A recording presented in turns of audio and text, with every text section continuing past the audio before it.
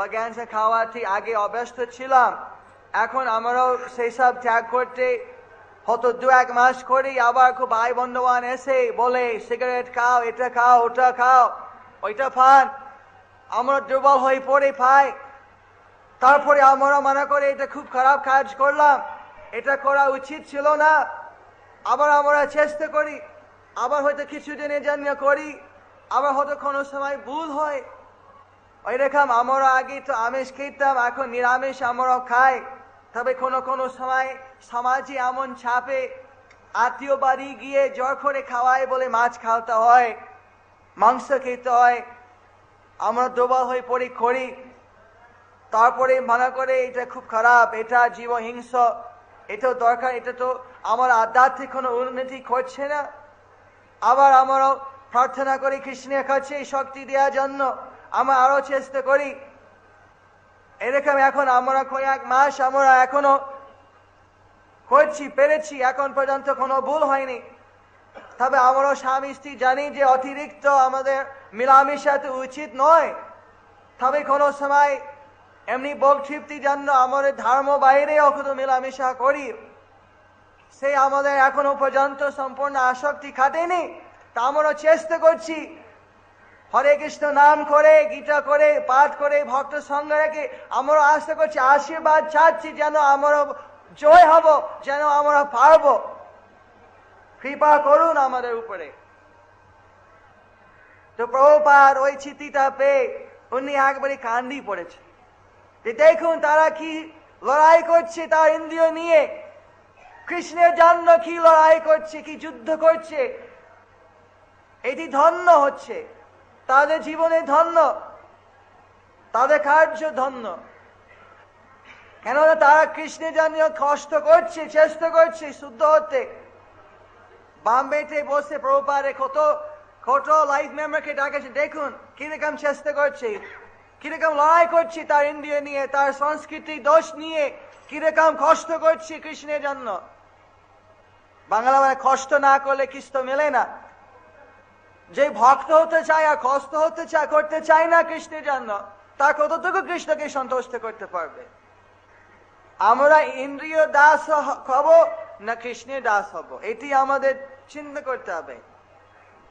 পাশ্চাত্য মনে করছে ইন্দ্রিয় দাসত্ব হচ্ছে স্বাধীনতা, কিন্তু বৈদিক সংস্কৃতি আমরা বুঝতে পারছি যে গোদাসত্ব, গোদাস, ইন্দ্রিয় দাস, কাম ক্রোধ লোভ মদ মৎসর্য মহা দাস, গোলাম।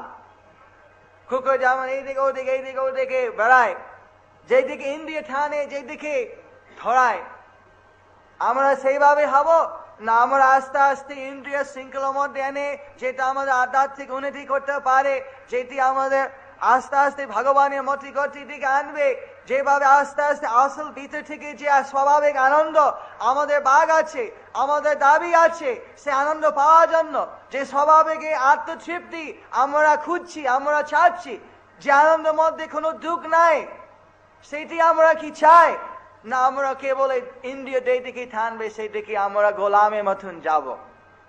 তার জন্য ইন্দ্রিয় যদি এত জন্ম জন্মান্তরে আমাদের দমন করে রেখেছে, আমরা ইন্দ্রিয়কে দমন করতে যদি একটু লড়াই করা হয়, তাতে কৃষ্ণ কত খুশি হবেন না? তার জন্য কি এক বিন্দু আমাদের পরিশ্রম কি বেকার হবে? এমনি প্রত্যেক সমাজে এমন রুশ বলছে, চীনা বলছে, যারা ভগবানকে হয়তো বিশ্বাস করে না, তারা বলছে এইসব মদ অভ্যাস খাওয়া, অশৃঙ্খলা হওয়া, বিভিন্ন রকম অবৈধ কাম করা খারাপ, সকলে জানে। কিন্তু সে ক্ষমতা করতে গিয়ে পাবে সেই সব জয় করতে, তো কৃষ্ণ সে ক্ষমতা দেবে, তবু আমাদের চেষ্টা করতে হবে।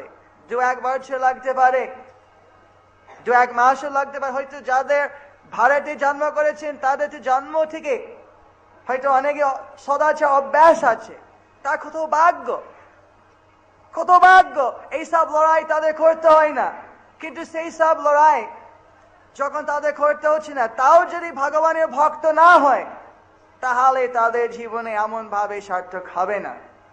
নামে ভক্ত চতুর্বেদী মদ ভক্ত স্বল্পচ প্রিয়, সেই যদি চতুর্বেদী হয় কিন্তু আমার ভক্ত না হয়, ভগবান বলছেন আমার এত প্রিয় নয়, আমার সব থেকে প্রিয় আমার ভক্ত, সেও এমন ম্লেচ্ছ চান্দালে জন্ম তার যদি হয়, তাহলে আমার শুদ্ধ ভক্ত যদি হয় আমার প্রিয়, ততো গ্রাহম ততো দেয়ম যথা পূজ্যম তথা হ্যহম। আর ও যা দেবে তা গ্রহণীয়, আমার মতন পূজনীয় সে। এটি তো ভগবানের নিজে উক্তি। তো আপনাদের তো ভাগ্য আছে, কারো হয়তো সদাচারী, কারো হয়তো সেই সদাচার নয়, কিছুটা আছে কিছুটা নাই। তো আমাদের আন্তরাষ্ট্রীয় কৃষ্ণ ভবনামৃত সংঘ এখানেই আর সারা পৃথিবীতে মানুষের সদাচার দিকে এবং মানুষের ভগবানের সদ্গতিতে আনার জন্য একমাত্র প্রচেষ্টা। কেন আমাদের দৃঢ় বিশ্বাস আছে যে এই দ্বারা সমাজের যত মূল খুলুস আছে, মূল সমস্যা আছে, সেগুলো শেষ হয়ে যাবে।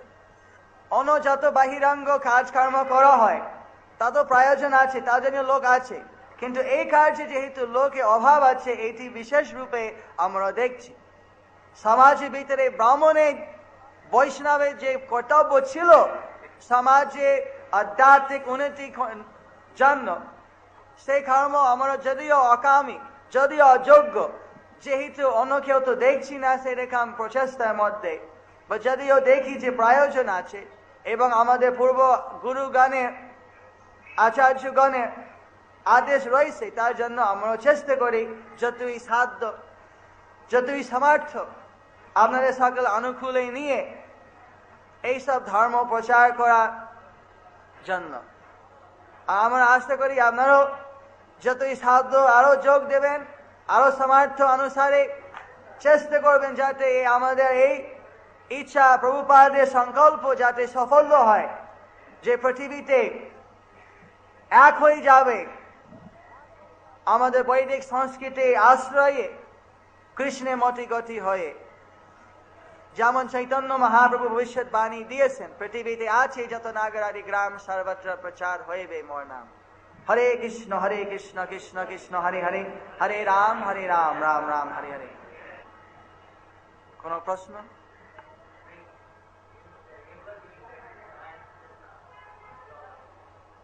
Not that the drinking is all right, but the remembering Krishna is all right. If they remember Krishna while they're drinking, that does not make their drinking all right. But at least even then, the remembering Krishna will help them in the future. The drinking will not help them. That is anyway a loss. That may only help them in their own mind for the temporary, just to give them some inertia. But even if they're drinking, and if they remember Krishna, then there's example of this. Practical example in Florida. There was a devotee who was, not a devotee, there was an outside, just a person, old man about 50 or 45, not old, middle age. He was daily drinking wine. And he used to carry a tambourine. But if for some reason he liked the devotees, he would come to the temple and see the devotees. He would see the arti, but he would usually be a little bit drunk. You could smell his breath. Sometime every arti would come and he would play, tambourine. Is it like Narada Muni has this, what do you call it? Jinja, something? Kundali. These are circular kundali, round system. So they have like that, some people sell kirons and things, they play those. So anyway, he used to come and play that and chant Hare Krishna with the devotees. Sometimes he was so drunk they'd throw him out of the temple that you can't stand, you're too. Sometimes just slightly he was affected, so no harm, all right. In this way, for 1 month he was coming and chanting. At the end of the month, he gave up his drinking. He gave it up. What am I doing this for? This is such a nice people, so happy. I don't need this drinking for happiness. Surely his life, he had some problem, he wanted to forget it, so he was drinking. But when he found that this is an alternative happiness with his, got nothing bad about it, why am I relying on these bad things? Now he's a very nice devotee. No one knows his history.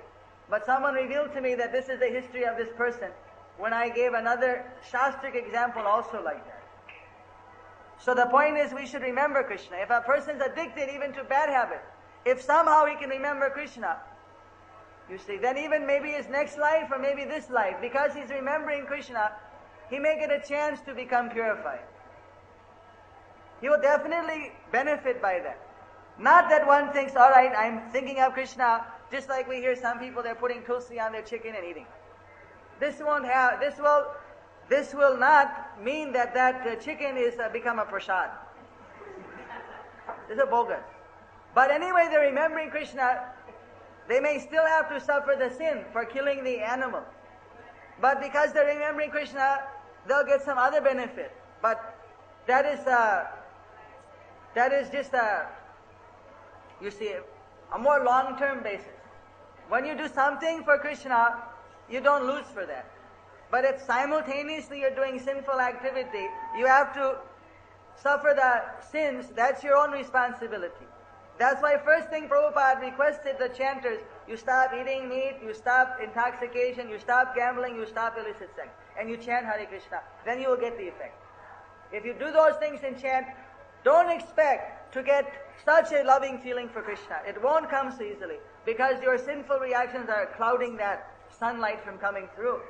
But if you avoid sinful action, you chant Hare Krishna under the direction of bona fide spiritual master, you'll definitely feel the difference, you'll feel the shelter of Krishna very quickly. So people like that who are thinking of Krishna and doing these things, they're not going to have such a feeling for Krishna or such a happiness from Krishna as a person who is not doing those things. But if they try to overcome those things, Krishna will give them help, and once they're able to get out of sinful habits, they will be able to fully experience the happiness of Krishna.